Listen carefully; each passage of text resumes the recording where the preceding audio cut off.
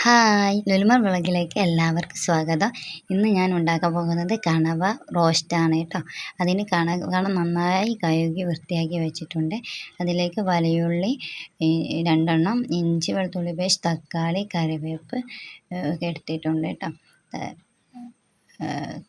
ഗ്യാസിൽ കുക്കർ വെച്ച് ഗ്യാസ് ഓണാക്കിയിട്ട് കുറച്ച് വെളിച്ചെണ്ണ ഒഴിച്ച് കൊടുത്ത് വെളിച്ചെണ്ണ ചൂടായി വരുമ്പോൾ അതിലേക്ക് ഇഞ്ചി വെളുത്തുള്ളി പേസ്റ്റ് ഇട്ട് കൊടുക്കുക. ഈ ഇഞ്ചി വെളുത്തുള്ളി പേസ്റ്റ് നന്നായി ഇളക്കി കൊടുക്കുക. അത് നന്നായി വഴന്ന് വരുമ്പോൾ അതിലേക്ക് വെല്ലുള്ളി ഇട്ട് കൊടുക്കുക. വെല്ലുള്ളി ഇട്ട് നന്നായി ഇളക്കി വെല്ലുള്ളിയിലേക്ക് കുറച്ച് ഉപ്പിട്ട് കൊടുക്കുക. ഉള്ളി വേഗം വഴന്ന് കിട്ടും. നന്നായി വഴന്ന് വരുമ്പോൾ അതിലേക്ക് തക്കാളി ചേർത്ത് കൊടുക്കുക. കറിവേപ്പും ചേർത്ത് കൊടുക്കുക. എന്നിട്ട് നന്നായി ഇളക്കി കൊടുക്കുക. തക്കാളി നന്നായി ഒടിഞ്ഞ് വരുന്ന വരെ നമ്മൾ ഇളക്കി കൊടുക്കുക. അത് തക്കാളി വഴന്ന് വരുമ്പോൾ അതിലേക്ക് നമുക്ക് പൊടികളെല്ലാം ചേർത്ത് കൊടുക്കുക. ഇവിടെ തക്കാളി നല്ലോണം ഉടഞ്ഞ് കിട്ടിയിട്ടുണ്ട്. എന്നിട്ട് ഇതിലേക്ക് ഇനി നമുക്ക് പൊടികൾ ചേർത്ത് കൊടുക്കാം. ഞാനിവിടെ 1.5 സ്പൂൺ മുളക് പൊടിയാണ് ചേർത്ത് കൊടുക്കുന്നത്.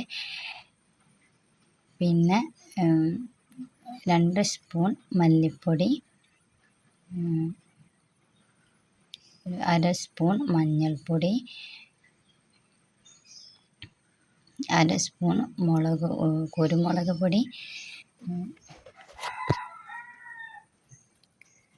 പിന്നെ 1/2 സ്പൂൺ ഗരം മസാല.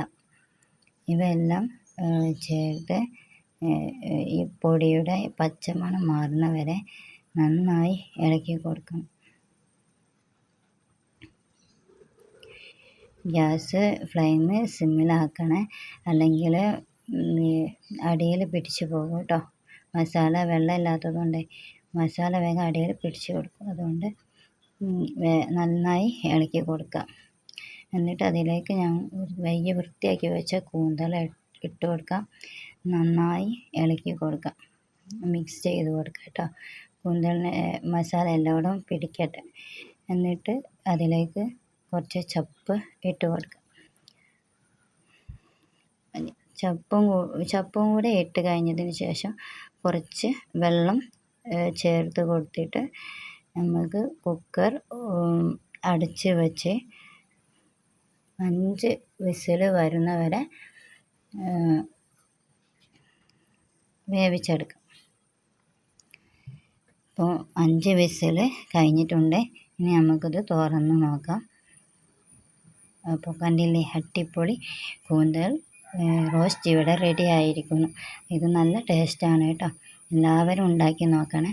അപ്പോൾ ഇതാണ് ഫൈനൽ ലുക്ക്. അപ്പം ഇഷ്ടപ്പെട്ടിട്ടുണ്ടെങ്കിൽ സപ്പോർട്ട് ചെയ്യുക, സബ്സ്ക്രൈബ് ചെയ്യുക, ലൈക്ക് ചെയ്യുക, കമൻറ്റ് ചെയ്യുക. എല്ലാവരും ഉണ്ടാക്കി നോക്കി ഫീഡ്ബാക്ക് പറയണം.